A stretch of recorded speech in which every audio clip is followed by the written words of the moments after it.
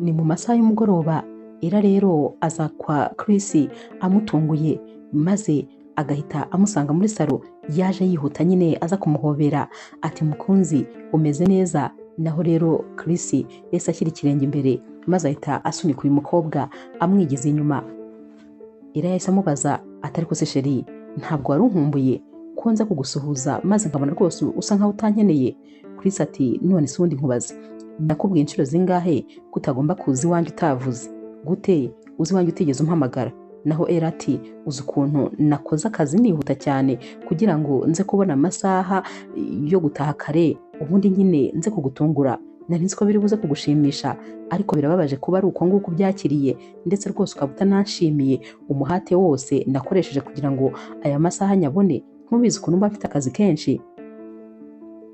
Chris yahise amubwira ati nta kintu na kimwe mfite cyo kuvugana nawe kubera ko mfite ibintu byinshi byo gukora, wakabaye wampamagaye ukumva niba mfite umwanya cyangwa se ntawo mfite. Hanyuma rero kubera ko wahisemo kuntungura ubwo nyine bigenze uko ushaka, gusa ntabwo rwose hano wari ukenewe. Ella ubwo se ibyo bintu wabinkora ukanta muri salo gutya maze ugahita wigendera? Chris ati hanyuma se nigeze nguhamagara ngusaba kuza hano? Ubwo nyine nawe ushaka icyo gukora kubera ko ngewe icyo gukora ndagifite. Ella rero yasigaye ari kwimyoza yihebye rwose, yibaza ukuntu umukunzi we atajya amuha agaciro habe na gatoya. Nyamara uyu mukobwa yakundaga uyu musore byo gupfa, yageragezaga kumukorera ibintu byiza byose bibaho, ariko nyamara uyu musore wabaga ubona ameze nkaho atanashaka uyu mukobwa. Gusa nyine aya magambo yose Chris yari ari kubwira Ella ntabwo yigeze ayitaho. Yahise yigira mu gikoni maze atangira gutegura amafunguro. Mu kanya rero yaje muri salo maze asanga Chris ndetse na Ryan, uyu ni inshuti ye magara, bari kwirebera match. Yahise abaza rero Ryan ati mbese wamaze kuhagera, wigeze se ujya kureba amafunguro? Naho rero Ryan atarasubiza Chris yahise amubwira ati ariko kubera iki wowe ukunda kubangamira abantu, kubera iki ibintu byose ubyivangamo? Ubu se urabona dufite umwanya w'ibyo byose? Yanamubwiraga nabi cyane. Naho rero Ryan ati ariko ntabwo ari wowe yarabwiye, ni njyewe yarabajije, sinzi impamvu rero uri kumubwira nabi. Chris ati oya jya ureka rwose mubwire, uyu mukobwa wagira ngo ntiyumva, aba yambangamiye mu bintu byose. Ahubwo se kubera icyo ubundi ukiri hano? Wagize kuza utambwiye none uranacyari hano? Ndashaka ko ugenda ugafata buri kintu cyawe cyose maze nyine ukamvira mu rugo. Naho rero Ella ati ariko burije natekerezaga kuri buze kuntwara ukangeza mu rugo kubera iyi nzira nyine ari mbi. Ryan rero wari uri kwitegereza Chris yahise amubwira ati ariko se kubera icyo uri gukomeza kumubwira nabi, ahubwo se kubera icyo uri kumusaba kugenda rino joro? Chris ati hano ni iwanjye, iyi nzu ni iyanjye, ni nanjye ngomba gutanga amategeko. Nta n'umwe rero ufite uburenganzira bwo kuvuguruza icyo navuze. Uyu mukobwa mba mbona ashaka kwitwara nkaho hano ari iwe, kandi nyamara nta burenganzira afite bwo gukora icyo ashaka. Nafate buri kimwe cyose maze agende. Nyamara Ryan we yari yumiwe kuko byaragaragaraga ko bwari bumaze kwira cyane.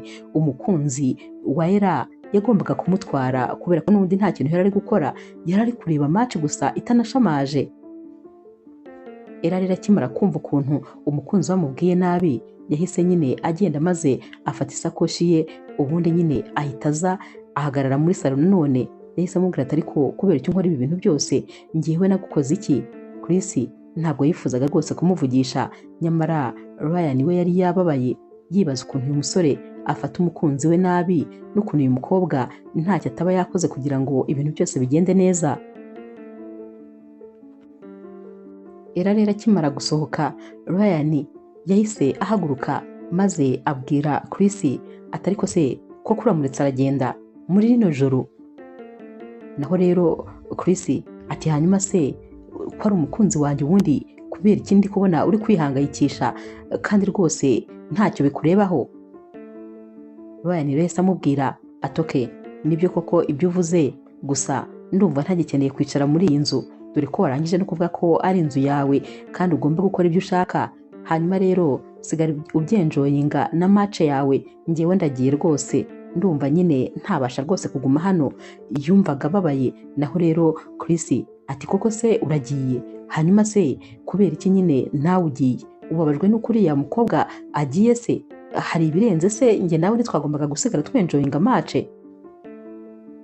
Ryan rero yarahindukiye aramureba ariko ntiyagira irindi jambo amubwira, ahubwo ahita yisohokera. Naho rero ku rundi ruhande Ella wari uhagaze ku muhanda ari mu masaha y'ijoro rwose, hameze nk'aho atari kubona neza, ari gutega, nyamara nta n'ikinyabiziga yari ari kubona kiri guhita. Hahise haza rero abasore b'abajura utamenya ngo bavuye he, maze batangira nyine kumufata bamwambura ibintu byose yari afite, umwe aturuka inyuma undi ku ruhande. Nyamara Ella yari ari kuvuza induru ariko nta muntu wari uri guca hano. Ku bw'amahirwe rero Ryan wari uri gutaha nawe yahise ahagera, maze agikubita amatara hano yahise abona batatse nyine Ella bari kumwambura buri kimwe. Yarahagaze maze atangira gukubitagura ibi bijura, birangira byirutse nta kintu na kimwe bamutwaye. Yahise amubwira ati ngwino ujye mu modoka ngujyane. Ella yirukiye mu modoka ubona ko rwose ari nk'ubuhungiro abonye, kuko ubwoba bwari bumwishe. Wabonaga ameze nk'aho atari gutekereza neza, yari afite ubwoba bwinshi cyane. Yicaye mu modoka maze atabwira Ryan ati urakoze cyane kuba uziye igihe, ubanza ahari bari no kunyica, nari mfite ubwoba bwinshi nabonaga bindangiranye. Ryan rero ati Imana ishimwe ko nyine mpagereye igihe. None se ntacyo wabaye? Umeze neza nta kibazo? Ella ati ubu ngubu umeze neza, ariko iyo uza gukererwaho iminota 2 gusa wari gusanga rwose ntakimeze neza habe na gatoya. Gusa nyine Ryan yari ababaye cyane kubera ibi bintu byari bibaye kuri uyu mukobwa, nyamara umukunzi we asigaye yicaye muri salo yanze kumutahana. Ryan rero yagendaga yivugisha atari kuri uyu muhungu nta mutima agira. Tekereza iyo rwose aba bajura baza kukwiba cyangwa bakagukorera ibindi biteye ubwoba, ubu koko yari kuzabyibabarira. Ariko uko byagenda kose ejo agomba kuzagusaba imbabazi. Ubwo nyine yari ari kubibwira Ella, ndaza kumubwira amakosa yakoze maze agusaba imbabazi kubera ko rwose birakwiriye. Ella ati ndakwinginze ntubimubwire, ahubwo rwose ntanabimenye ko ari wowe wantabaye maze ukanantwara mu modoka, kubera ko aramutse amenye yuko ari wowe wantwaye ukangeza mu rugo byaba ikindi kibazo gikomeye. Ntubimubwire, ntabwo nshaka ko arakara ngo ibintu byongere kuba bibi. Wicecekere, ntazigere rwose anabimenya. Ella rero akimara kugera mu rugo yasanze umuvandimwe we yicaye amutegereje. Yahise amubaza ati none se Ella byagenze bite ubundi ko wari watinze kuza? Naho Ella rero atumva nyine ibintu byambayeho ntabwo rwose ari ibintu byiza. Yamubwiye byose rero uko byagenze, maze uyu muvandimwe atamubwira atari kubundi nkwibarize, habura iki kugira ngo Chris asigare ari umu ex wawe? Habura iki ngo mutandukane? Umusore ugukora ibintu nka biriya, tekereza kugusohora mu nzu akagukira hanze mu ijoro, azi ukuntu iriya nzira ari mbi.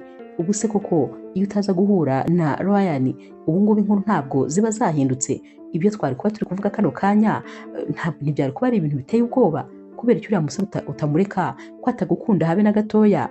Naho rero Ella ati oya, ndamukunda Chris, ndamukunda kandi ibyo ni ibintu bisanzwe, ni intonganya zabaye kandi nyine ninjye nabigizemo amakosa. Umuvandimwe ati nyumvira, kandi urumva ukuntu uhora uri kumuburanira, nyamara we rwose nta rukundo na rukeya yaba agufitiye. Naho wowe rero buri gihe uba umuburanira umushyira mu ruhande rwiza, werekana yuko nta makosa ajya akora, nyamara ni akazi kawe. Ibyo azagukorera uzaba ubibona, wakabaye umureka kandi hakiri kare. Naho rero Ella ntabwo rwose ibi bintu yabikozwaga, yakundaga Chris byo gupfa. Umunsi rero wakurikiye Ella yarabyutse maze afata telefone atangira guhamagara Chris, ari nako kandi amwandikira ama message. Ariko rwose uyu musore ntabwo yifuzaga kumwitaba, nta nubwo kandi yari ari kumusubiza. Wa mushuti we rero yaraje, wa muvandimwe we rero yinjiye mu cyumba maze asanga Ella ari kwitonganya. Atari ko se igihe nahereye mwandikira message kubera iki nta nimwe ari gusubiza? Uyu muvandimwe we yarumiwe, yahise amubwira ati ariko noneho rwose ubanza ngomba kugukaraba kubera ko ntiwumva habe na gatoya, ubundi nta matwi ugira. Ni gute umuntu yagukoreye amakosa angana kuriya nijoro, aho kugira ngo abe ari uguhamagara agusaba imbabazi cyangwa kubaza niba unameze neza, ukaba ari wowe uri kumuhamagara, noneho akarenzaho no kugusuzugura akakwihorera na mesaje ntazisubize. Sinzi ikintu ubura rwose ngo ukuremo akawe karenge, ariko ni akazi kawe, ngiye mpora nkubwira ariko ntabwo ushaka kumva. Naho rero ku rundi ruhande Chris ahamagara Ryan, baba bafitanye gahunda yo kuza kuvugana kuri bizinesi baba bahuriyeho bombi. Bicaye rero bari kuvugana, Ryan yari ameze nkaho rwose adahari, ubona nyine atishimye nk'ibisanzwe.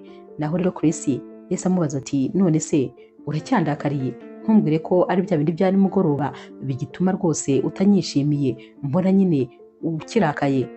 Naho rero Ryan yese amubwira ati gute se byaba bindakaje? Ntiwambwiye se ko atari sheri wanjye ari sheri wawe? Urumva se hari impamvu nimwe mfite yo gutuma bindakaza? Muri kano kanya rero telefone ya Chris yarasonnye. Chris yararebye maze ahita atangira kwitonganya, atari uyu mukobwa nawe wagira ngo nta bwenge agira, nyuma y'ukuntu yarayandakaje ari no kongera kandi kumpamagara, ubwo se arumva hari ikintu kimwe nkeneye kuvugana nawe? Ryan wese amubwira ati mbabarira umbwize ukuri, uwo nguwo ni Era wari uguhamagaye? Naho rero Chris ati atabagira ngo anteshe umutwe gusa nta kindi ashoboye. Ryan ati ntumbwire yuko utari wigeze umuhamagara ngo namubaze nibura uko ameze, niba yahageze amahoro, niba nta kibazo yahuye nacyo, ngo nyine wumve uko yaba ameze? Chris ati yahura n'ikihe kibazo se? Nta na kimwe, ameze neza ndabizi, umwanya wo kumuhamagara rwose ntawe nari mfite, nta nubwo kandi nshaka ko akomeza kuntesha umutwe. Ryan ati ariko se ubundi mu by'ukuri ugira umutima? Ntabwo rero yagombaga kumubwira ko nyine ari bo barayafashije uyu mukobwa. Ati kubera iki nibura utanamwitaba ngo wumve icyo agiye kukubwira? N'iki kikubwira niba atagiye kukubwira ko yahuye n'ikibazo runaka? Kubera iki utamwitaba ngo wumve? Chris ari guseka ati uyu nguyu, ati mwihorere rwose, nta bindi ashaka kumbwira uretse kumbwira ko ankumbuye, yifuza kuza tukamarana umwanya, nta bindi aba akeneye kumbwira, ni ibyo ngibyo byo kuntesha igihe gusa. Ryan rero yahise amubwira ati ariko se Chris, uriya mukobwa akagukunda cyane, kubera iki nyine udashobora kumufata neza? Naho rero Chris ati ibyo bintu uramenye rwose utazibeshya, abakobwa bamwe iyo ugerageje kubafata nk'abamikazi bahita bigira abantu bo hejuru, maze bakazamura ibiciro, bagatangira kugusuzugura, icyubahiro kikabura. Uramenye rero utazereka umukobwa ko ari umwamikazi. Uriya mukobwa akwiriye ibihano ahubwo birenze kumushyira hanze nijoro ngo atahe, akwiriye ibindi bihano bikomeye kurenza biriya. Ryan ati hanyuma se akwiriye ibihano kubera yuko agukunda? Sinzi impamvu ahubwo utabibona ko uriya mukobwa akwiye ibyiza.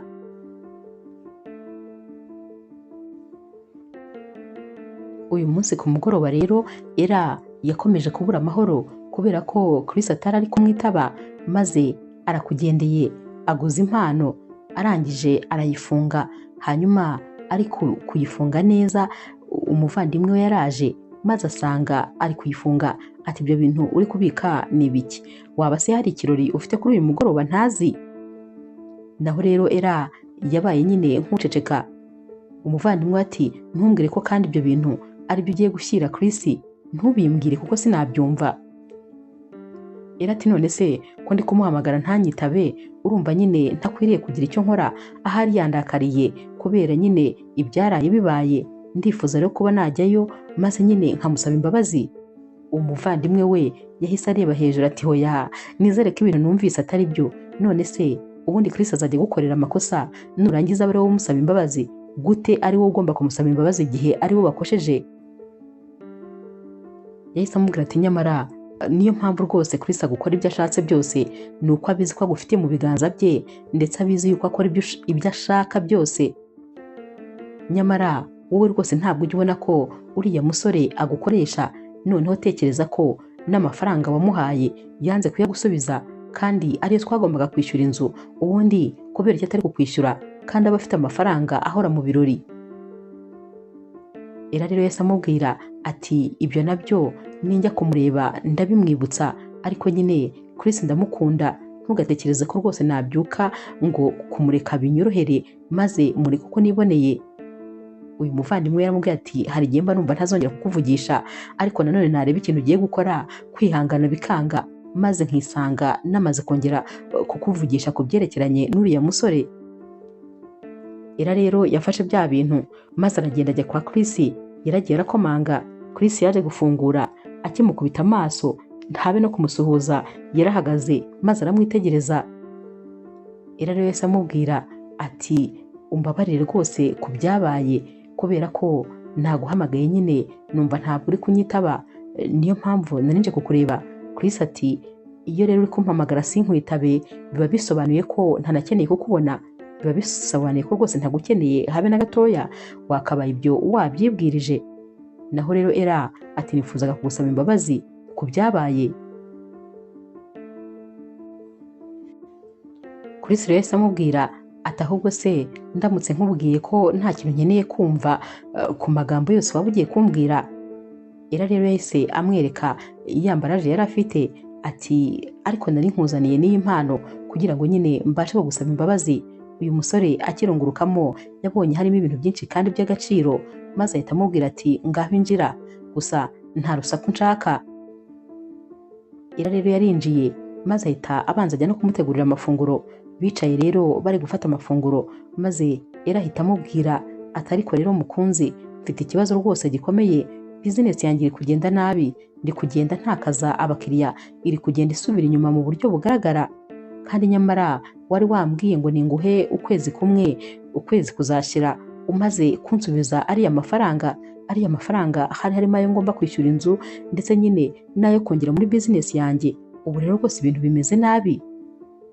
Naho rero Chris ati nyine niba warategereje n'ubundi komeza utegereze, urumva se hari ibintu birenze birimo. Yakomeje rero kubwira nabi cyane Era ati hanyuma se ubundi uri kumva niba bizinesi yawe iri gusubira inyuma, ibyo ari ibintu ukwiriye kumbwira? Era ati none ntabikubwira, si wowe se nahaye amafaranga? Ariko wibuka ko ayo mafaranga ari ayanjye. Niba utanshaka mu buzima bwanjye niba utanshaka mu buzima bwawe subiza amafaranga yanjye maze rwose nigendere. Chris arakaye cyane ati niba ari amafaranga yawe ushaka wikomeza kuyankangisha nzayaguha, ariko sinzongere kumva ijwi ryawe, sinzongere no kukubona ukundi, uzahita umvira mu buzima. Nyamara akivuga ibi ngibi Era yahise amera nk'umuntu ugize ubwoba, dore ko yakundaga uyu musore wagira ngo rwose ntabwo ari ibintu bisanzwe. Yahise rero amubwira ati ndakwinginze mukunzi, mbabarira rwose ndacitswe, ntabwo nakabaye nkubwira ayo magambo yose, nuko nyine mfite ibibazo byinshi, ariko mbabarira nanone, ndagukunda urabizi, ntabwo rero nifuza kugutakaza. Chris ati niba rero unkunda kandi ukaba wumva utifuza kuntakaza, ugomba kumenya gutegereza. Tegereza igihe nzayabonera nzayaguha, bitabaye ibyo rero urahitamo amafaranga cyangwa njyewe. Undi munsi rero Era aba yaje kureba Chris, maze na Ryan nawe agahita aza nyine kubasura. Bicaye rero ku meza bari gufata amafunguro, maze Ryan ndetse na Era batangira kuganira, batera story, batangira guseka. Naho nyine Chris wabonaga yabihiwe, wagira ngo ahari hari wari waramuwujije guseka igihe cyose Era hari. Bitereye story maze baraseka bigira nkaho rwose Chris atanahari. Yaragiye rero abirakariramo, maze mu kanya gato ahamagara Era, yamujyanye ku ruhande atari ko kubera iki uba washanutse wasetse wagira ngo hano ni iwawe, ahangaha ntabwo ari iwawe, ntabwo ugomba kumenyera bingana kuriya, urabona ukuntu uri guseka n'inshuti yanjye. Naho rero Era ati none se hari ikibazo kirimo ko twari turi gutera story nawe uri kuyumva, ko nawe ubishaka rwose wari guseka? Era rero yakomeje amubwira ati ahubwo se ubundi kubera iki wowe utaba ushaka ko nyine njye nawe dutera story maze ngo duseke? Naho rero Chris ati uba wumva se hari umwanya mfite? Mba mfite ibintu byinshi byo gutekerezaho ku buryo ibyo ngibyo ntabibonera umwanya. Nyamara ibi byose byakomezaga kubabaza Era, kuko yakomezaga kubona ko uyu musore atajya muha n'umunota umwe kugira ngo babe baganira bishimye. Nyamara rero ku rundi ruhande ubwo nyine hano bari bari gufata amafunguro kwa Era ho ibintu byari bikaze, dore ko nyine landlord yari yaje, noneho ahagaze ku muryango ari guhondagura urugi. ati nimusohoke mumpe amafaranga yanjye cyangwa se munsohokere mu nzu, amezi amaze kuba 5 yose mutanyishyura. Nyamara umuvandimwe wa Ella niwe wari uhari wenyine, yumvise ukuntu Landlord ari kuvuga nabi maze aravuga ati sindi busohoke. Yagumye mu nzu. Landlord ati ndabizi ko muhari, ubwo nyine nimudasohokamo ngo muhe amafaranga yanjye ndaguma ahangaha, namwe muzaguma muri iyo nzu, nzaba ndeba ko bizashoboka ko muguma mu nzu mudasohoka. Undi munsi rero nanone baba nyine bicaye kwa Chris, maze Chris ndetse na Ryan bagatangira kuvuga yuko bakumbuye nyine gusohoka bakajya gufata amafunguro hanze. Kano kanya rero Ella yahise ababwira ati ariko nukuri nanjye ndumva rwose nifuza ko twajyana. Chris yamurebye nabi ariko nanone asanga nyine ntabwo rwose yamuhakanira, maze ahita amubwira ati noneho niba ushaka ko tujyana genda nyine ujye mu rugo iwanyu uhindure imyenda vuba vuba. Bamubwiye nyine Kristo ari buze kubasangamo, kandi Chris aramubwira turamenye utaza kunkerereza, utaza gutuma ntegereza, kandi wambare neza nanone utaza kunsebya.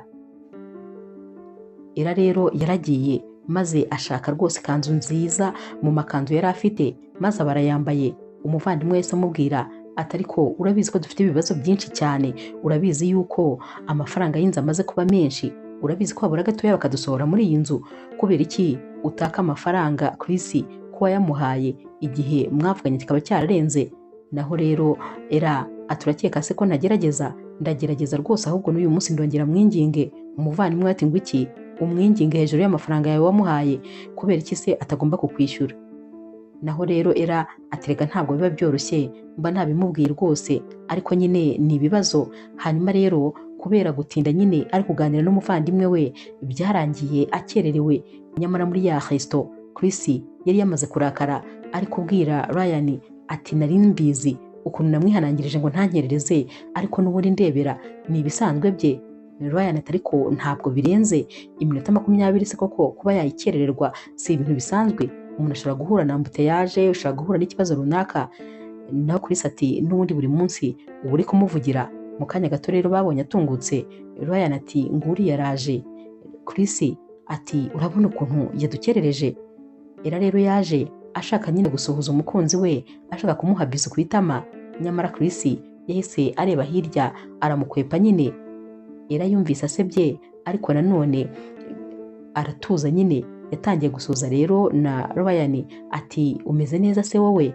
Ryan ati yego meze neza. Naho Chris yahise atangira kumusomera ati urabona ukuntu uba wadukerereje, uba wumva abantu bafite umwanya wo kugutegereza. Yatangiye rero kumubwira amagambo menshi. Ryan akomeza kumwitegereza, yitegereza ukuntu uyu musore ari kumubwirana umujinya, ubona rwose yamurakariye. Kugira ngo rero ibi byose Ryan abiturishe, yahise ahamagara umuseriveri kugira ngo aze nyine yite kuri uyu mukobwa wari uje bwa nyuma. Ella rero yahise abwira uyu museriveri ati noneho nta kibazo, ndafata nk'ibyo nabo bakomanze nanjye aba ari byo ntegurira. Noneho Chris yagiye yarushaho kurakara ati ngo uragira ute? Ngo urafata nk'ibyo ngo twakomanze? Ubu urumva rero ukeneye kuza kurya umuceri n'inkoko? Ubwo si ibyo bintu urumva wabirya koko? Reba byonyine inda ufite utaranarya, none uratekereza ko ushobora kongeramo ibyo bintu? Niyo mpamvu byibuha, ni ukubera ukuntu urya nk'umuntu udatekereza. Ari kuvuga ibi rero Ryan yari ari kumwitegereza, seriveri yumiwe. Naho Ella nawe yakanuye amaso, ubona nyine yasebye kuko ibintu yavugaga yanabivugaga cyane n'abantu bicaye ku ruhande bari guhindukira maze bakumva. Chris rero yakomeje kumubwira ati ikibazo cyawe nta nubwo uzi kugarida taye yawe, ibintu byose ubonye ubishyira mu nda. Uranyumvira ukuntu uri gutanga komande? Uzi ko uri gutanga komande nkaho ari wowe uri buze kwishyura? Wowe se ufite amafaranga ku buryo uri gutanga komande zingana gutyo?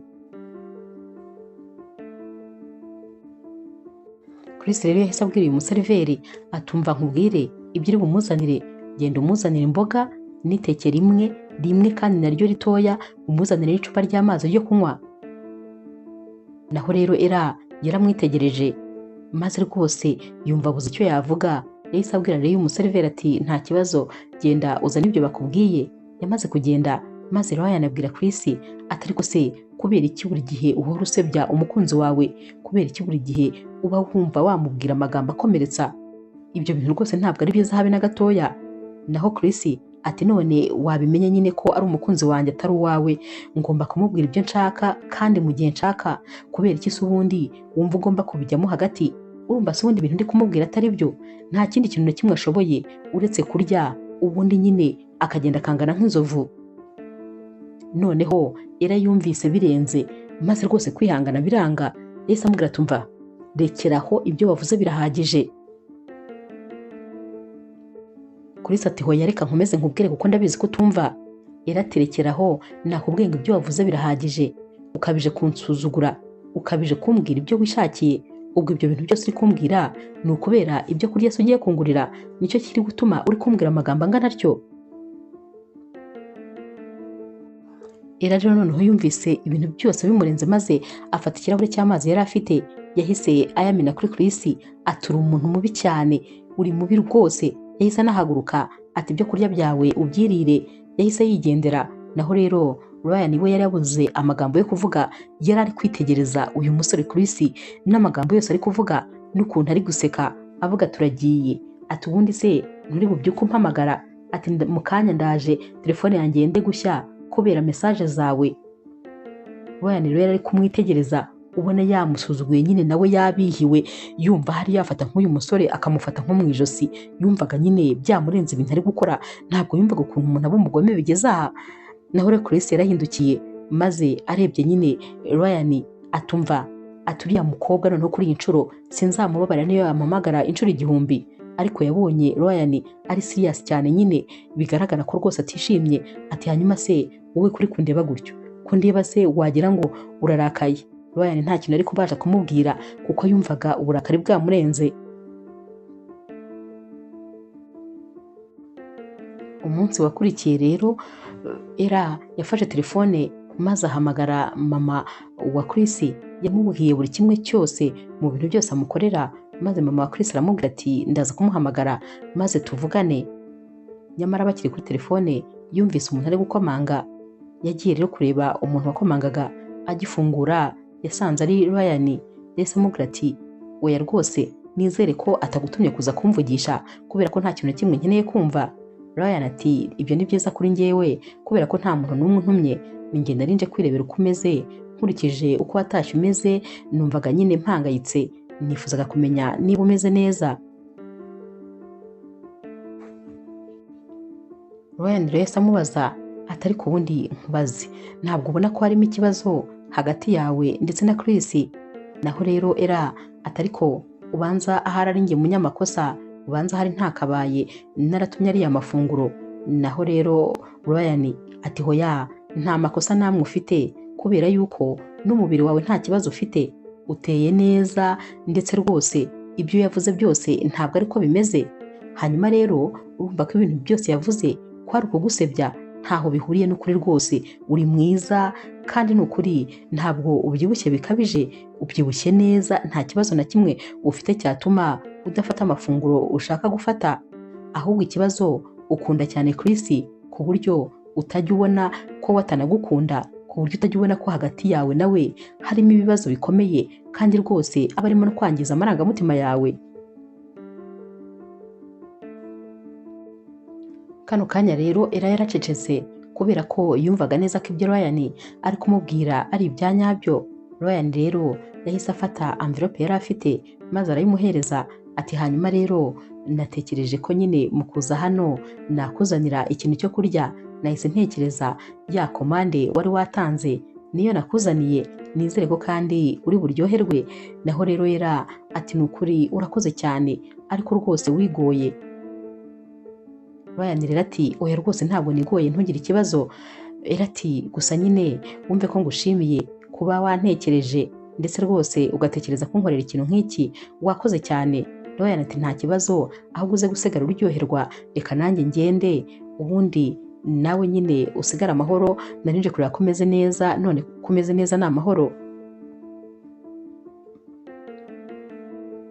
Ella rero yaramushimiye cyane, maze amaze kugenda yahamagaye wa muvandimwe bamubwira ibimaze kuba. Umuvandimwe rero yahise amubwira ati ahubwo ubundi uyu uriya ni nkawe mugabo ukwiriye, sinzi impamvu atari we mwahuye ngo mukundane. Ubundi umugabo uguha keya, ukwitaho, ukwereka urukundo, ukubaha, uriya niwe wari ukwiriye.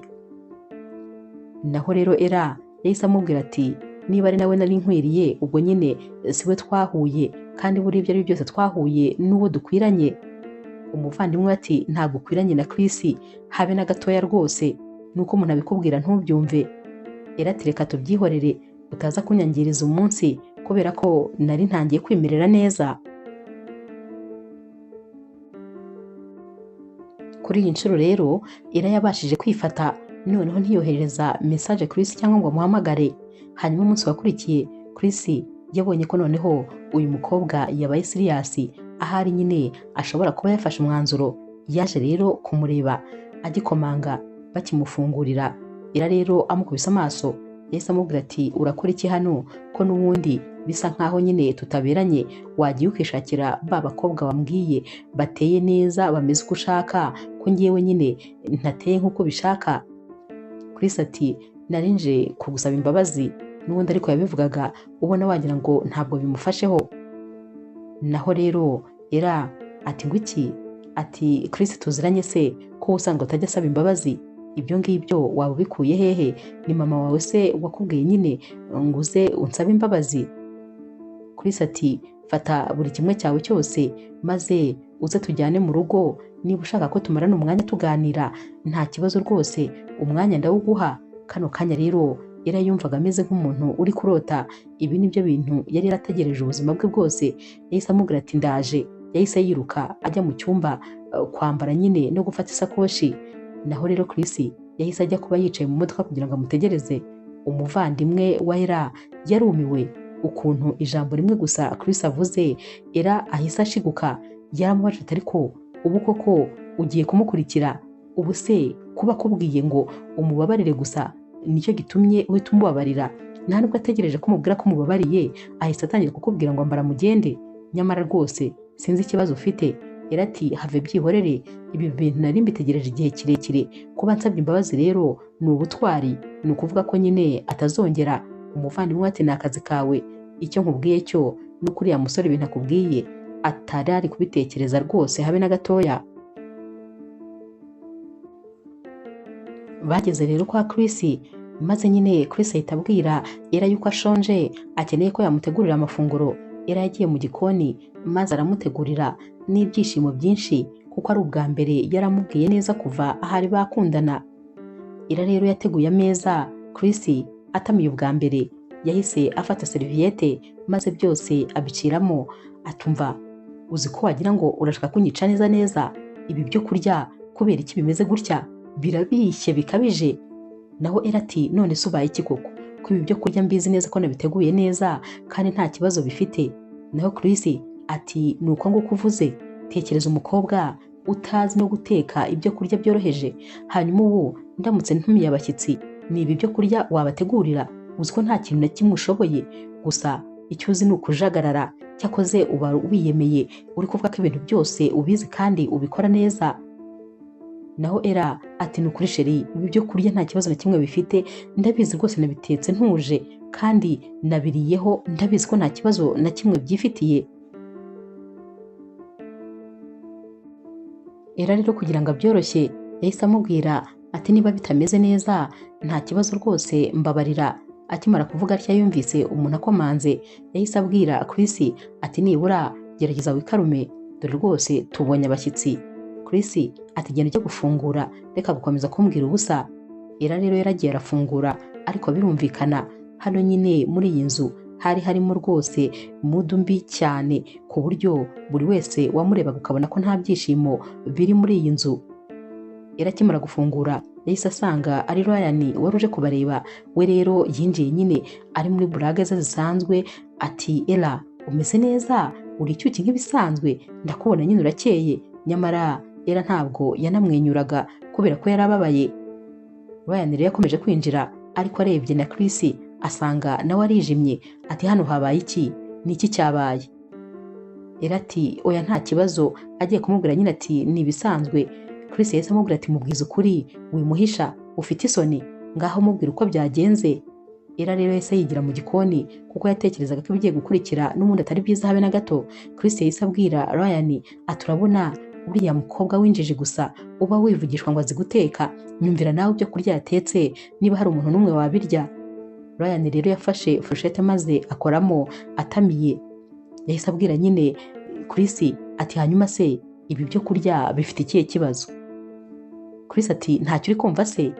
Ryan ati ibi byo kurya biraryoshye cyane, ati ahubwo se hari ibyo kurya nari narya bimeze gutya? Yahise yicara yifatira furushete maze atangira kwirira yishimye, ari nako ari kuvuga ati ibi byo kurya rwose bimeze neza cyane. Ashoje rero yafashe ya sahani maze ayijyana mu gikoni, yasanze Era n'ubundi yihebye yigunze. Ati Era, ibyo kurya byawe biraryoshye, ahubwo se wanyiyongereye? Biraryoshye ntabwo ushobora kubyumva, nta nubwo ahubwo ngenda nzi ko uzi guteka bigeze aha ngaha. Era rero yaratunguwe ati ngo nguki? Ati uri gushaka kundema agatima se? Ati Chris yanyibwiriye neza atarasoza kuvuga ibyo yaragiye kuvuga.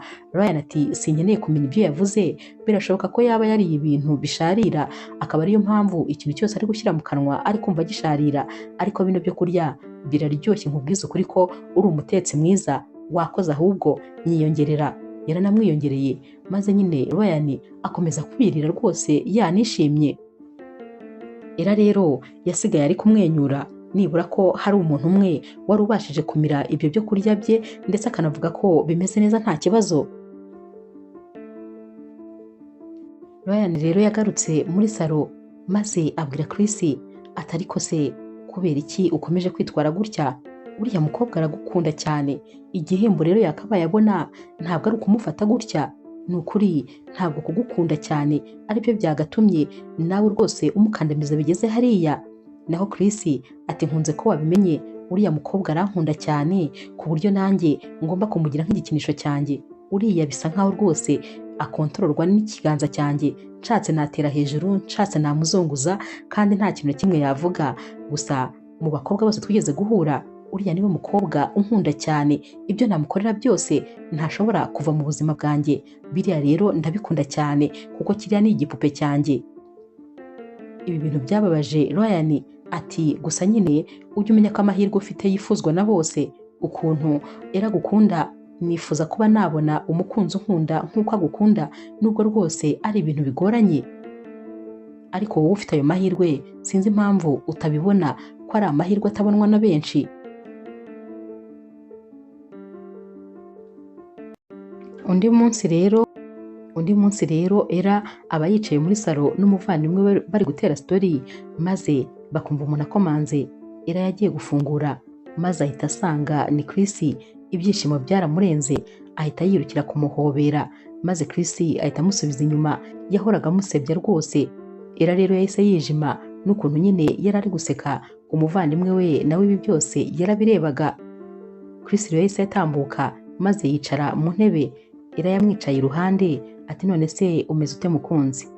Chris ati genda gake, icyari kinzanye nkikubwira ubundi nisubirireyo. Nari nje kukubwira ko uyu munsi utari buze kundeba uko wiboneye kubera ko ntabwo ndi bube mpari, ndaza kuba nasohokanye n'inshuti zanjye kandi ndataha bitinze.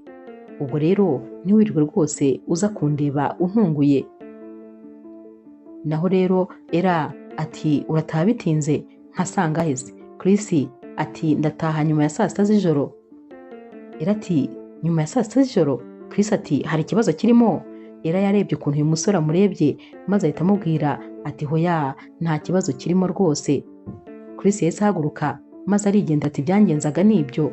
Umuvandimwe wa Era akimara kubona Chris agiye yahise amubaza ati ariko wa mukobwa we uriya ni umukunzi cyangwa? Njye ntabwo njya nkumva habe na gatoya umuntu agusuzugura kuriya, akagusuzugurira iwanyu, akagusuzugurira mu bantu, akagusuzugurira iwe, ahantu hose ntashobora no kukubaha cyangwa ngo akubwire neza na rimwe. Ubundi buriya mu by'ukuri bahamagaye abantu bafite abakunzi, nawe wazamo? Kano kanya rero Era yaracecetse kubera ko ntacyo yari afite cyo kuvuga, nawe byari bimaze kumurenga. Yarabibonaga rwose ko ari kwiruka inyuma y'umuyaga. Imico mibi rero ya Chris yatangiye no kugenda ikura birenze uko rwose Era yabitekerezaga. Umunsi umwe yari yagiye kumusura maze Chris amusiga mu rugo arigendera. ajya kwisohokanira n'abandi bakobwa. Yaragiye rero atindayo cyane, Ella nawe yanze gutaha uyu musore atarataha. Byaragiye rero bigera mu ijoro, maze Chris atashye ataha yasinze. Ella yari yahangayitse. Ella rero akimukubita amaso yasinze, yahise atangira kwitonganya ati gute wafashe amafaranga wagombaga kwishyura amadeni yawe maze yose ukagenda ukayashyira abakobwa mukajya kuyasindira, wibagiwe ko undimo amafaranga ari no kunteza ibibazo muri iyi minsi? Akibwira ibi rero Chris yahise ahaguruka maze atangira kumuha inshyi ati narakubujije ngo ntuzongere kumbwira ibyo bintu, ntuzongere kumvugisha utyo, n'ikindi gihe ntukazamure ijwi uri kumvugisha. Ella rero nawe wari wamaze kurakara ati n'ubundi nta kindi ushoboye uretse kurwana gusa. Igihe cyose nahereye nkubwira ko ngukunda, ariko wowe icyo wanyishyuraga ni ukumfata nabi no kuntoteza. Gusa ndumva ndambiwe, ndashaka amafaranga yanjye maze nkava mu buzima bwawe. Akivuga ibi noneho Chris yamukubitiye kumwica. Gusa ku bw'amahirwe nyine, kubera ko Chris yinjiye, Ella yarari kuvugana na Ryan amubaza niba baba bari kumwe, nubwo Ryan yari yamuhakaniye. Telefone yari ikiri hano hasi, ibintu byose Ryan yari ari kubyumva. Yahise rero afata imodoka aza yihuta, dore ko nyine hari na hafi bari bameze nk'aho baturanye. Akihagera yasanze n'ubundi imirwano ari yose, intonganya ari zose, umujinya waramwishe, maze ahita afata Chris hafi kumuniga. Atari ko nta soni ugira, ugire kumuca inyuma, ugire gukora ibyo uba wakoze byose, nurangiza urenzeho n'inkoni. Chris rero yahise ababwira ati mwese mbumbura amaso ntakibabona hano, munsohokere mu nzu. Barasohotse rero bose baragenda, maze nyine Ryan abwira Ella ati reka nkutahane, reka nkujyane nyine, gusa ibi bintu noneho birarenze rwose, ubwo bigeze naho kugukubita. Ibi byo rwose ndabona ahari bizarangira anakwishe cyangwa kuvunnye. Bageze rero kwa Ella maze bose bava mu modoka binjirana mu nzu. Ryan rero yabwiye Ella ati igihe kirageze kugira ngo rwose ubashe kubumbura amaso yawe maze urebe kure, reka gukomeza kwikinga ibikarito utekereza ko Chris ari umusore wakuremewe. Naho rero Ella ati none se Chris ko ari inshuti yawe ntabwo wakabaye ufata uruhande rwe? Ryan ati yego ni inshuti yanjye, ariko nanone njyewe mfata uruhande rw'ukuri, njya mu ruhande rwose rurimo ukuri. Ndakwinginze rwose Ella, babarira, ureke gukomeza kwibeshya. Kubera iki buri gihe wishyiramo ko Chris agukunda kubera iyo utabona ko atajya gutekereza? Reba ibintu byose wakoze kubera we, reba ibintu byose wamukoreye, ngaho mbwira ni iki we yigeze agukorera? Ella rero yaracecetse atari ko niyo yaba nta kintu yankoreye kigaragara, ahari nibwo buryo bwe bwo gukunda. Ashobora kuba nyine akunda ariko uburyo bwo kubigaragaza bukamugora. Ryan ati ntabwo ariko bimeze. Ati reka nguhe nk'urugero rworoshye, tekereza kuri anniversaire ye yatakaje miliyoni zose zigera mu 100, aha amakado abantu bamuziye muri anniversaire, abantu bagiye batandukanye. Wowe se hari yawe yari irimo? Ella ati hoya, ahubwo se kuri anniversaire yawe habaye iki? Nibura hari n'ururabyo yaguhaye? Icyabaye nuko nyine anniversaire yawe yari yayibagiwe. Urumva ibyo bintu? Kandi nyamara wowe kuri anniversaire ye ntacyo utabaga wakoze, wabaga wamukoreye buri kimwe cyose, ariko we yawe nta nubwo yibuka ko yabaye. Ella rero yari ari kumva ko nyine ibyo bari kumubwira ari byo, kubera ko nawe rega yari amaze no kubona ukuri, ni uko urukundo rwangaga rukamuganza maze agakomeza kwihagararaho.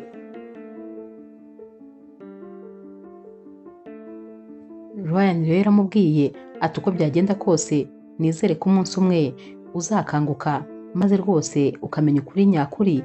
Ikindi kandi ukeneye rwose umugabo wa nyawe mu buzima, uguha agaciro, ugukunda nk'uko umukunda, maze akakubaha kandi akanakubahisha. Nizere ko ibyo byose bizagerwaho. Yahise rero abwira Ella ati gusa ndatekereza ko ushobora kuba ushonje, simpamya ko wigeze ubona umwanya wo gufata amafunguro. Hari ikibazo se ngiye mu gikoni cyawe maze nkagutegurira ikintu cyo kurya? Ella rero yahise amubwira ati waba ukoze cyane, ndanashonje byo rwose, kuko nari nategereje Chris ntekereza ko turi buze gusangira.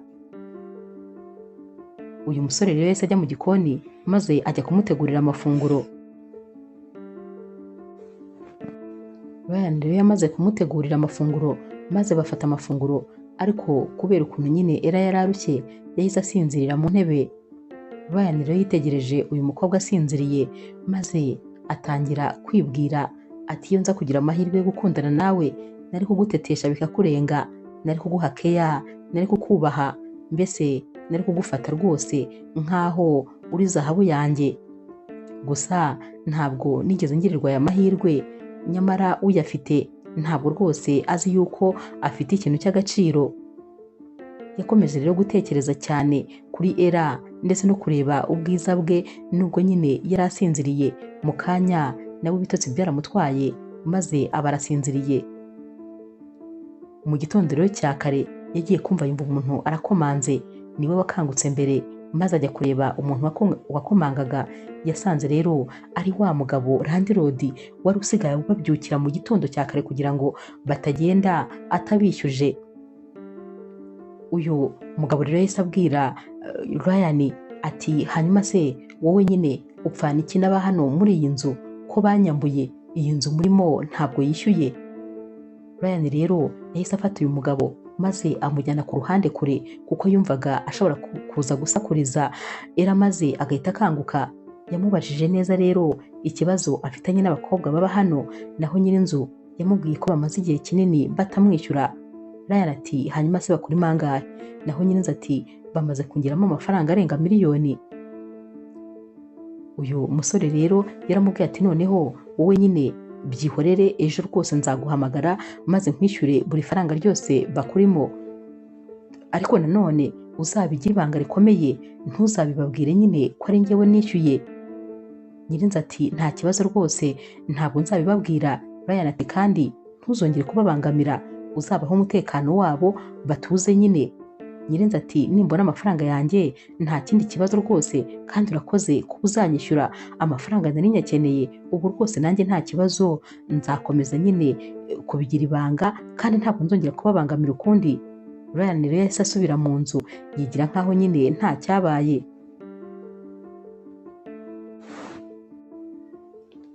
Nyuma y'iminsi rero abari kuri anniversaire ya Ella, hanyuma umuvandimwe we abyuka aza kumuririmbira no kumuha impano ya mu gitondo, ariko nyamara mu masaha make bagiye kumva bumva nyine umuntu arakomanze. Bagiye kureba maze basanga ni nyir'inzu. Ubwoba bwarabishe kubera ko yari amaze iminsi ataza kubishyuza. Hanyuma rero batekereje ko noneho ahari ashobora kuba aje kuyibasohoramo. Batangiye kwisobanura no kumusaba imbabazi nanone, bamubwira ko bari kuyashaka kandi mu gihe gito bazaba bayabonye. Nawe rero nta mujinya afite, yimereye neza cyane. Yarababwiye ati nimuhumure, ibintu byanyu byose biri ku murongo, amafaranga y'inzu narayabonye, arishyuye rwose, nta kibazo na kimwe mfitanye namwe. Nimujye mwishimira, mugere ku kazi igihe mushakiye, mutahire igihe mushakiye, ntimuzongere rwose guhangayika. Nabo rero bakomeje kumubaza umuntu waba yarishyuye aya mafaranga, ariko byarangiye gukomeza kumuhisha bimunaniye, maze ababwira nyine umuntu wayishyuye uko ameze. Akimara kubivuga, Ella yahise yumva neza yuko ari Ryan wishyuye aya mafaranga. Yahise yigendera rero. Amaze kugenda bose bararebanye, maze nyine uyu muvandimwe wa Ella yahise amubaza ati none se kubera iki Ryan yaba yarishyuye amadeni yose turimo aho kugira ngo abe yarishyuwe na Chris? None se musigaye mukundana? Naho Ella ati nakubeshye rero ntabwo nzi impamvu, ariko nyine ubwo ashobora kuba yarabimenye maze rwose akayishyura. Gusa nanone nubwo ntazi impamvu yayishyuye, ariko numva nishimye ko nibura uwo mutwaro watuvuye ku mutwe. Uyu munsi rero Ella yahamagaye Ryan maze aramushimira ku bwa buri kimwe. Yamubwiye ko byose yabimenye ku murongo, maze rwose amushimira yivuye inyuma. Hanyuma rero ku mugoroba yaje nyine kujya kureba umukunzi we kubera ko yifuzaga kujya kumwibutsa ko yagize anniversaire, dore ko nyine nta nubwo rwose yabyibukaga ko uyu mukobwa uyu munsi ari anniversaire ye. Yatunguwe rero nuko akigerayo akigera nyine muri salo yasanze ahantu hose hafunguye, yakomeje ajya kumureba mu cyumba, maze akigera inyuma y'icyumba yumvise Chris ari kuri telefone kandi nyine ari kuvugana n'umuntu yashyize rwose loudspeaker. Telefone ye yarasakuzaga cyane, yabyumvise neza yumva ni ijwi rya mama wa Chris. Mama wa Chris rero yari ari kubwira Chris atari ku bundi uriya mukobwa yihebye bingana iki, uzi ko wagira ngo yaragumiwe, aragukunda yirirwa kwiruka inyuma, wagira ngo nta wundi musore uba ku isi, noneho ukuntu yirirwa anyihesha amakado, niba bagira ngo nyine mukunde ku ngufu, kandi rwose ntabwo mukunda, ndambiwe no guhora nijirisha, noneho amakado yose ahora anyoherereza, ese ubundi nta mama wagira ngo nawe ajya amuha kuri izo mpano yirirwa mpa. Ubwo nyine Chris we yari ari guseka, wumva nyine bose bamuteraniyeho. Mama ati njyewe simukunda uriya mukobwa, kandi rwose ndambiwe ukuntu ahora akundegera ambwira amakosa yawe, none se ubundi aba yumva agira ngo nkurakarire kandi narakubyaye? Ntabwo rwose bishoboka, uriya mukobwa siwe nifuza ko mwazashakana. Ibi byose rero yari ari kubyumva ari inyuma y'urugi. Sinzi ukuntu rero Chris yarebye nyine munsi y'urugi abona hari ibirenge, yahise abwira mama we ati buretse gato ndaje ndongera ngo uhamagare. Nyamara Chris yari ari kumwe n'umukobwa n'ubundi mu cyumba. Uyu mukobwa wari unisinziriye, dore ko nyine uyu mukobwa bari biriranywe hano mu cyumba cye. Yaragiye agifungura, era yahise yinjira ati ntabwo nari nzi ko ari uko uteye, ariko ni ukuri nari naratinze kuva mu buzima bwawe bikabije, narakubangamiye, gusa nyine mbabarwa n'ukuntu mama wawe namukundaga ndetse nkamwitabaza igihe cyose nzi ko ari umubyeyi wanjye, naho nawe nuko yari ameze. Ndababaye ntabwo ushobora kubyumva, ariko nanone menya impamvu utajya unyitaho, nuko nyine ufite abandi ukunda ndetse rwose witaho kundusha. Ndabibonye ko ufite abandi muberanye. Yahise asohoka yiruka, naho rero Chris yamwirutse inyuma, ariko yarirutse maze amurusha intambwe. Yaragiye rero ahita yurira moto yihuta, maze ahita yigendera. Kuri iyi nshuro noneho yarabonye ko rwose igihe yahereye agerageza, ariko noneho ananiwe kandi bya nyabyo.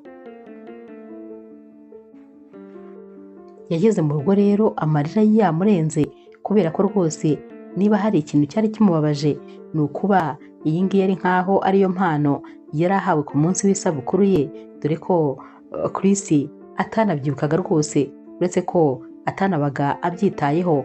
Hanyuma rero akigera mu rugo yahise asanga Ryan yicaye muri salo, dore ko nyine yari yaje kumureba ariko akamubura, agahitamo kumutegereza. Era rero wari uri kurira amarira yamurenze, yahise ahobera Ryan atanabitekerejeho, maze Ryan amubaza ibyabaye, naho Era yamubwiye buri kimwe cyose, maze aramubwira ati gusa kuri iyi nshuro rwose ndananiwe.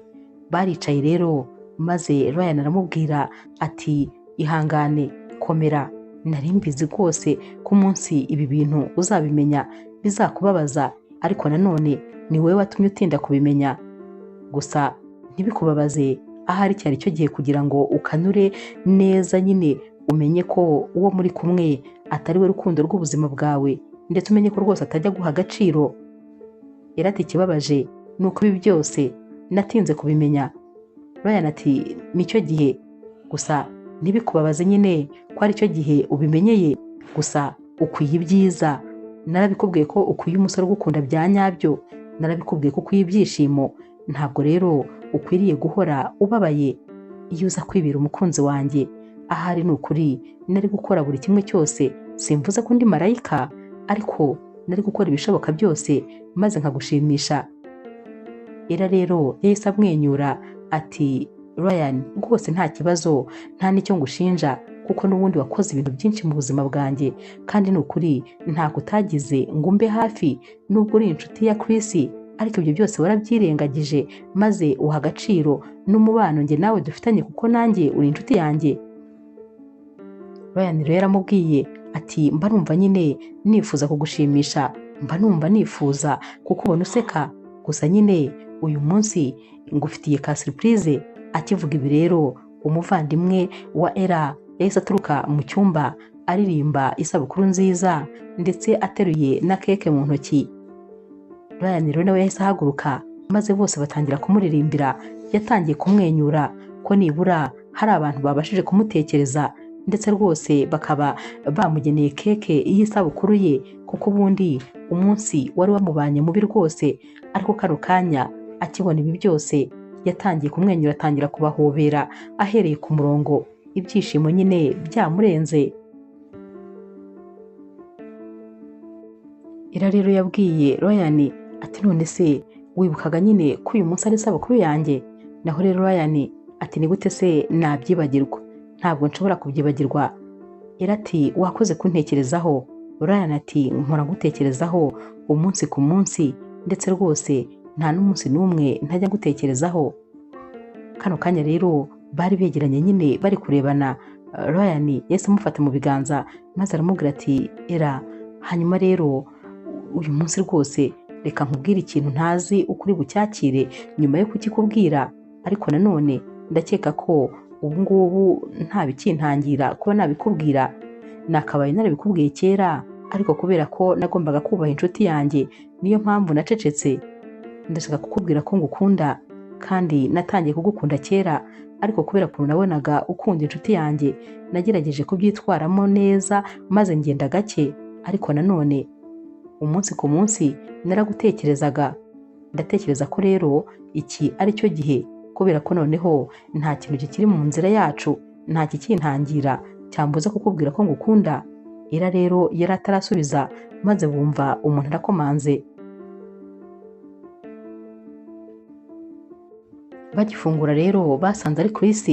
Chris bagikubita amaso Ryan nuko yari ahagaze yegeranye na Ira, yahise atangira kuvuga ati burya bwose nuko byari bimeze, nkabona impamvu wahoraga uri ku ruhande rwe, naho burya murakundana, wantwariye umugore.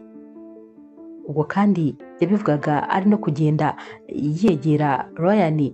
Ryan ati ntabwo namutwaye, ni wowe wamwirukanye, ni wowe wamukuye mu buzima bwawe, ni wowe wamuciye inyuma, ni wowe wamufashe nk'aho ari imyanda, ni wowe utarigeze umuha agaciro, ni wowe utarigeze umukunda. Ubwo rero ntabwo rwose yari agukwiye, ntabwo ari we wari ukwiye kuba umugabo w'inzozi ze, ntabwo kandi wari ukwiriye kugira ibyishimo byo gukundwa n'umukobwa nka Ira. Ubwo rero ntabwo ukwiriye kundenganya, ufate amakosa yose wakoze maze uyangirikeho, amakosa yose n'ayawe. Naho rero Chris ati yarankwiriye, yari umugore wanjye, niwe wamunyibye. Ubwo bahise batangira kurwana, imirwano rwose ibirakaze. Ira we rero yari yifashe ku munwa kuko yabonaga ibintu byakaze. Sinzi ukuntu rero Chris yagize Imana abona yikuye mu maboko ya Ryan, dore ko yari ari kumuhondagura amubwira ati uri umuntu mubi, waramubabaje bihagije. Yahise rero ababwira tumva mwese ndabanga, umva wa mukobwa we, nguri Ira, ndakwanga n'umutima wanjye wose. Yarasohotse rero, ariko asohoka agenda yitonganya, avuga nabi, avuga amagambo menshi. Ryan rero yarahindukiye maze areba Ira. Ira yahise amubwira ati ndakwinginze umbabarire rwose. Yabivugaga kandi afatanyije n'ibiganza kumwereka ko amuciriye bugufi, ndetse yarababajwe n'uko aba bombi barwanye kandi kubera we. Gusa nyine akiri kumusaba imbabazi yarongeye yitegereza Ryan maze abarasetse. Yarasetse maze biramurenga. Naho rero Ryan nawe yahise aseka ati none se ubundi uri guseka iki? Naho rero Ira ati wowe se uri guseka iki? Bose barakomeje baraseka. Ira rero yaramubwiye ati uzi ikintu ndi guseka se? Ati burya bwose urakomeye, ati mbega ingumi wamuhaga, ati cyakoze nizere ko noneho kuri iyi nshuro yemeye. Nawe rero Ryan ari guseka ati none se wari uri gufana? Ati cyakoze biratangaje kuba noneho kano kanya uri ku ruhande rwanjye, nibura nayo ni intambwe ikomeye. Baricaye rero n'ubundi batangira kubisubiramo nyine bari kubiseka, ubona rwose ari nk'urwenya. Ryan yahise abwira Ira ati se wowe nta kintu ubonamo? Ubu ntabwo ubona yuko bishoboka ko Imana ishobora kuba ishaka kuduhuza? Birashoboka ko umwe yaba yarakorewe undi. Ntabwo ubona ko njye nawe duhuza rwose ku buryo bishoboka ko Imana yaba ishaka ko tuba couple? Naho rero Ira nyine yarongeye amera nk'aho ari kubiseka ati ushatse kuvuga iki se? Ryan ati nk'uko nyine nari ndi kubikubwira, ndagukunda kandi si iby'uyu munsi, maze igihe kinini ngukunda. Hanyuma rero kubera ko ubu kano kanya tuvugana ni nkaho nawe uri single, wemerewe kuba wakunda uwo ushaka, ndifuza ko nyine wanyemerera maze njye nawe tukajya mu rukundo. Gusa nanone ntabwo nifuza ko ari ibintu twakwirukansa cyangwa se ngo uhite umpe igisubizo nonaha. Ndifuza ko wabitekerezaho neza maze nyine ukumva niba byashoboka, ubundi ukazampa igisubizo witonze. Sinshaka kugufatirana mu gahinda wibereyemo, nta nubwo rwose nshaka kukwihutisha. Ndifuza ko wafata umwanya wawe ushoboka maze ukabitekerezaho, ubundi ukazambwira uko ubitekereza. Gusa ndagukunda kandi cyane. Era rero yaramubwiye ati none se ibintu uri kumbwira wowe wabitekerejeho neza?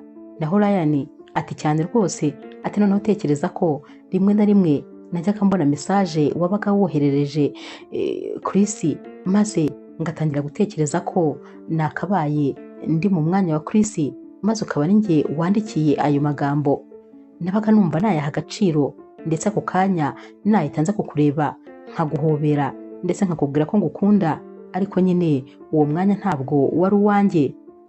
Era yahise amubwira ati umbabarire rwose niba narakubabarije umutima ntabizi, niba nanjye narakwirengagije ngakomeza kwiruka inyuma y'imiyaga, kandi nyamara warankundaga, umbabarire ku bwa byose. Ryan ati oya nta mpamvu, kubera ko ntabwo wari ubizi, ntabwo wari uzi ko ngukunda, gusa uyu munsi ndabikubwiye kandi ndagukunda cyane.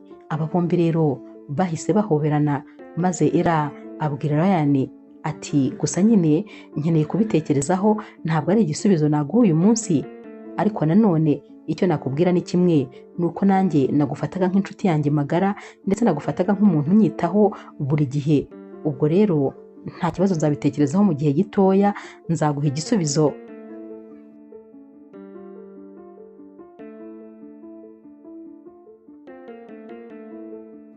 Ku rundi ruhande rero Chris yageze mu rugo, uburakari bwamurenze, atangira gufata imisego y'intebe zose agenda ayikubita ku gikuta, ari nako agenda akubitaho ingumi. Yari yarakaye bishoboka byose, nyamara wakwibaza icyari cyamurakaje, ko ubusanzwe yagaragazaga yuko Era nta kintu na kimwe avuze, ariko uyu munsi byari byamubabaje. Uyu munsi wabonaga byamurenze, wabonaga bisa nkaho hari ikintu cy'agaciro abuze, kandi nyamara yajyaga avuga ko nyine uyu mukobwa ntacyo avuze mu buzima bwe, ariko kano kanya wabonaga ko rwose yenda nko gusara. Nyamara ku rundi ruhande ibyishimo byari byose kuri Ryan ndetse na Era. Ryan rero ababwira ati ahubwo se reka nyine anniversaire yawe ye kurangira gutya, ndifuza nyine kubasohokana maze tukajya gusangira, tukajya kwishima, kubera ko uyu munsi ni umunsi w'ibyishimo byawe. Nta mpamvu z'uko rero wamara uyu munsi ufite ibibazo cyangwa uri gutekereza ibintu bidashimishije. Bahise bambara neza maze bahita bisohokera, bajya kwenjoyinga rwose. Ibyishimo byari byose, ndetse iyi niyo sabukuru ya mbere Era yari yishimye mu buzima, yari ari kumwe n'abantu bamwishimiye. Chris rero we agahinda nyine yari yagiye agatura uburiri, gusa gusinzira byaranze, kubera ko ntabwo yari ari kurekera gutekereza kuri Era n'ukuntu yasanze ameranye na Ryan.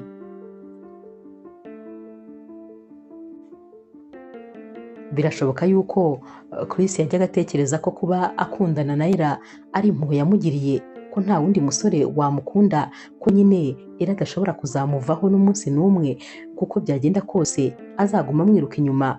Uyu munsi yarabonye ko ikiziriko noneho cyacitse, Era atakiri kumwiruka inyuma, ndetse hari undi muntu uri kumuha agaciro, uri kumuha keya, ndetse ko yasanze Era rwose ari no guseka ibintu atajyaga abona.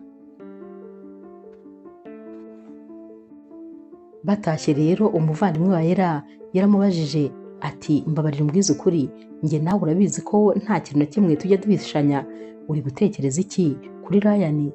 Naho rero Era ati Ryan ntakubeshye no kumuvuga gusa mpita ntangira kumwenyura. Ryan ni umuhungu mwiza ku isura, ni n'umuhungu mwiza ku mutima, noneho ukuntu yabaga yantetesheje birarenze, nari ndi kwifuza ngo iyo mba narikundaniye na Ryan kera, ahari ubu nari kuba ari njye muntu wa mbere wishimye kuri ino si. Naho rero umuvandimwe ati none se urumva witeguye kumukunda, witeguye ko mwajya mu rukundo? Era ati ntakubeshye, gukunda Ryan biroroshye cyane, ni umwana mwiza ku buryo ibintu byose byikora. Ahubwo se buriya hari umukobwa n'umwe utamukunda? Ndakeka ko rwose ntawe. Umuvandimwe rero wa Era yarishimye maze atamubwira ati kuri uyu munsi noneho ndishimye ntabwo ushobora kubyumva. Najyaga mpora numva nifuza kuzumva igihe uzaba warekanye na Chris ndetse utakimutekereza, hari undi musore wabonye maze ukabona ko ari umusore ukunditse ndetse rwose wakunda. Era rero yarari guseka ati mbabarira, ibyo bintu byose tubyihorere kuko nigiriye umunsi mwiza, ndashaka kwiryamira maze ngasinzira nk'akabebe, nkarara ndota ibyiza gusa. Iminsi rero yaragiye irashira, Ryan ndetse na Era bo rwose bibereye mu mugenga w'urukundo. Naho rero Chris kwicuza byari bimugeze kure, dore ko yari asigaye aza kwa Era akaza arira agakomanga, ariko bumvaga ijwi rye maze ntibafungure. Yaramwingingaga amutakambira ngo amufungurire kugira ngo babashe kuganira, ariko Era akamwihorera maze Chris akongera akagenda. Yajyaga gutangirira rero Ryan ahantu azi ko yakundaga kujya kugira ngo arebe ko yamuvugisha, ariko Ryan nta mwanya na muto yamuhaga. Chris byaragiye biramucanga maze atangira gutekereza ko nibura icyamuha iminota 5 gusa ngo avugane na Era. Yari yariyibagije ukuntu yajyaga amwima umwanya wo kuvugana. Umunsi umwe rero Era yaravuye muri supermarket, ari kuri telefone yari ari kwivuganira na Ryan, ari kumubwira ati sheri, ni ukuri warakoze kubera ko ubu business yanjye noneho ahantu igeze, maze kuba rwose umukobwa nyine w'umushoramari mu buryo buzwi. Warakoze gushora amafaranga muri business yanjye, warakoze kunyizera maze ugakora buri kimwe cyose. Ubundi kuva waza mu buzima bwanjye ibintu byose biri kugenda neza, mbese wazanye amahirwe masa. Yari ari guseka ari nako ari kumubwira ati ndagukunda cyane kandi nshimishwa no kuba waraje mu buzima bwanjye. Yagiye kubona rero abona nyine Chris ari guturuka hirya ye, yahise abwira Ryan ati uretse gatoya ndaje twongere tuvugane.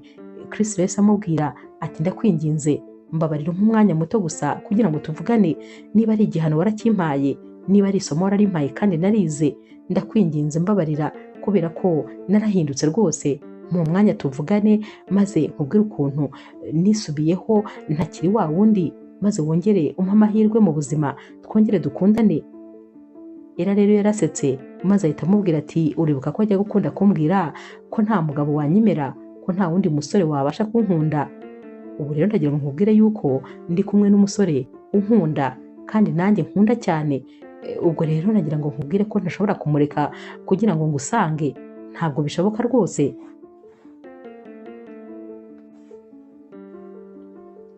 Chris yahise amubwira ati mbabarira wirengagiza ibyo byose maze rwose umpa yandi mahirwe.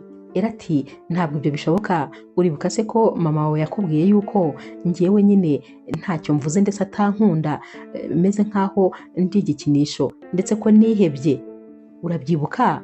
Hanyuma rero uzamubwire ko noneho ntakikwirukaho, uzamubwire ko kandi ntakihebye kuko nyine inkweto yabonye yayo. Ndakeka ari ibyo byo kukubwira mfite, nta wundi mwanya mfite rwose, reka nigendere. Naho rero Chris ati mbabara wibagirwe ibyo mama wanjye byose yavuze.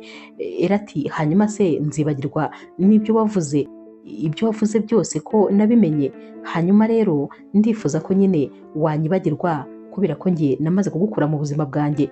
Iyo nibutse amagambo numvise muri kuvuga, muvuga yuko mutankunda, muvuga yuko rwose mbiruka inyuma, iyo mbyibutse mba numva nari naratinze gutera intambwe. Gusa kano kanya tuvugana hari umusore unkunda, umpa ibyishimo, unshyigikira muri byose, umba hafi, umpa umwanya ndetse rwose unyitaho akanyubaha akananyubahisha. Uwo rero niwe nari nkeneye mu buzima bwanjye. Yahise yinjirira mu modoka maze arafunga. Yasize Chris ahagaze hano yikoreye amaboko, ubona yumiwe, yabuze icyo gukora. Wabonaga rwose ko atangiye guta umutwe. Icyo rero Chris atari azi ni uko muri iyi minsi Ella yari ari kubaho ubuzima atigeze abaho na rimwe, dore ko nyine yakiraga mesaje za buri kanya za Ryan amubaza ati mukunzi wariye, umeze neza, ndagukunda cyane, amubaza kandi niba yaraye neza, yajya kuryama akamwifuriza ijoro rihire. Mbese yaramuhamagaraga nta masaha abiri yashiraga nta mesaje cyangwa kumuhamagara. Keya yari ari kubona ntabwo yari yarigeze azibona na rimwe. Umunsi umwe rero Ryan yari yicariye ahantu ari kwinywera ko kunywa, yagiye kubona abona Chris amugezeho, yaraje rero ahita amwicara imbere. Ryan ati uragenzwa n'iki? Chris ati nari nzanywe n'amahoro, gusa ndifuza kuvugana nawe, ndakwinginze mbabarira rwose unsubize umukunzi wanjye, mbabarira unsubize Ella wanjye. Ryan rero yarasetse ati Ella wawe, noneho se kuri iyi nshuro waba wibutse yuko ari uwawe? Chris ati ndashaka amahirwe ya kabiri, ndakwinginze rwose mbabarira umunsubize. Yahise amushyirira envelope ku meza. Naho rero Ryan ati hano se harimo iki? Naho rero Chris ati 20,000,000 maze unsubize umukunzi wanjye. Nanone kandi Ryan yarongeye aramuseka ati ariko rwose wagira ngo inshuro zose najyaga mbikubwira ntabwo wajya kubyumva. Uyu mukobwa wamufataga nkaho ntacyo avuze, wajyaga rwose umusebya ukamwubahuka, ndetse igihe cyose ugahora nyine umukoze isoni. Ntabwo wajya gutekereza ko hari umunsi umwe azakanura maze akamenya yuko utari umuntu mwiza kuri we. Wajya guhora umufashe nyine nk'umuntu wikinze ibikarito, ntabwo wari uzi ko hari umunsi bizamuva mu maso. Nahoraga nkubwira ko kandi igihe utajya umuha agaciro, hari igihe undi muntu azaza maze bakakamuha. Ibyo wifuzaga rero kujugunya hari abandi babyitoraguriye, uwo ni njyewe nitoraguriye ibyo bajugunye, ariko mbona yuko wabijugunye yajugunye diyama atabizi. Ubu rero kano kanya tuvugana ndi umukunzi wa Ella kandi ndamukunda cyane, siniteguye kumurekura. Ikiguzi icyo ari cyo cyose watanga nta kintu na kimwe cyantandukanya na Ella. Ndakeka kandi nawe ku ruhande rwe ariko rwose bimeze. Igihe yagukundaga ntiwigeze ubibona, ntiwigeze ubiha agaciro. Kano kanya rero yifitiye umunezero, wishaka kumuvangira. Aka kanya ari kumwe n'uwa nyawe, ari kumwe n'urukundo rw'ubuzima bwe, ari kumwe n'umusore umwubaha, umukunda, umwitaho kandi umukundisha n'abandi. Chris rero wabonaga rwose yijimye, wabonaga agahinda ari kose. Ati ndakwinginze mbabarira ubimfashemo. Ryan ati gira ahubwo uve hano, kubera ko uri kumbangamira, uri kumbihiriza ubuzima. Nta kintu na kimwe cyatuma ntandukana na Ella. Ndamukunda n'umutima wanjye wose, kumubona kandi byarangoye, agaciro ke ndakazi. Ubwo rero genda rwose ujye kwishakira abandi bakunzi. Nagerageje kubikubwira kenshi ariko ntabwo wigeze unyumva. Ba bakobwa bandi mwakundanaga ubwo genda uhitemo undi umwe. Ibi bintu rero Ryan yabibwiye Ella, maze Ella aramubwira ati niba hari izina ntashaka kuzongera kumva ni izina Chris, nararyibagiwe rwose. Nicuza impamvu ahubwo wowe tutahuye mbere y'imyaka myinshi. Ahari uyu munsi nari kuba mfite ibyishimo birenze ibyo mfite uyu munsi. Naho rero Ryan ati humura, ubuzima bwawe bwose uzabaho wishimye, kubera ko ndagukunda kandi cyane nzaharanira ikigushimisha icyo ari cyo cyose. Nyuma rero y'umwaka bakundana, Ryan yasabye Ella ko yamubera umugore. Ella nta kuzuyaza, yarabyemeye, maze Ryan amwambika impeta. Ibyishimo rero byari byose. Nyamara ku rundi ruhande Chris yari ataramwibagirwa, dore ko ubu ngubu aribwo yari yaratangiye gusubiza ibihe inyuma, akajya yibuka ukuntu uyu mukobwa yamukundaga, ibintu byose yakoraga kubera urukundo. Ariko nyine byari byararangiye, kubera ko ibyo atari yarahaye agaciro hari undi warabibonye maze abiha agaciro. Nyuma y'igihe gito rero bamwambitse impeta, bakoze ubukwe, maze ubukwe bwiza cyane ndetse buvugwa ahantu henshi.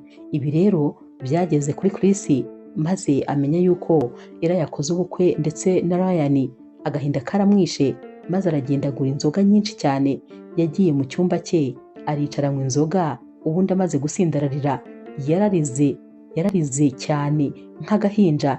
Agahinda kari kamwishe, ntabwo yumvaga ukuntu yatakaje uyu mukobwa n'ukuntu ari we mukobwa wenyine wabashije kumukunda ubuzima bwe bwose. Ariko nyine igihe yabyibukiye n'ubundi amazi yari yararenze inkombe. Naho rero ku ruhande rwa Ryan ndetse na Ella bo nyine ibyishimo byari byose, bari bishimye, dore ko nyine buri kanya uko Ella yarebaga Ryan yaramubwiraga ati ntabwo nabyemera, ntabwo rwose ndi kwizera neza ko izi ngizi atari inzozi, sindi kwizera ko uyu munsi njye nawe twasezeranye, ndetse ko nyine ugiye kumbera umugabo ubuzima bwose nanjye nkakubera umugore, ntabwo ibi bintu ndi kubyizera. Naho Ryan ati icecekere, ahubwo ninjye ntari kubyizera, buri kanya ndi kujya ngucunga, ntabwo uri kujya wumva ndi kugukoraho ngo numve ko ari ibyanyabyo koko ntasinziriye. Aba bombi rero bari kubwirana ibi bararebanye maze baraseka. Gusa nyine nta muntu n'umwe wamenye ibyo bari bari kuvuga, gusa bari bari kwiganirira babwirana ukuntu bakundana. Ibyishimo rero byari byose. Inkuru yacu y'urukundo rero naho tuyisoreje. Mwakoze kuyikurikira.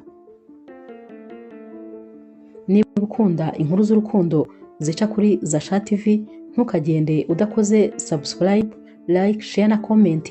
Ni inkunga ikomeye kuri twebwe. Ndabakunda cyane rero nk'ibisanzwe.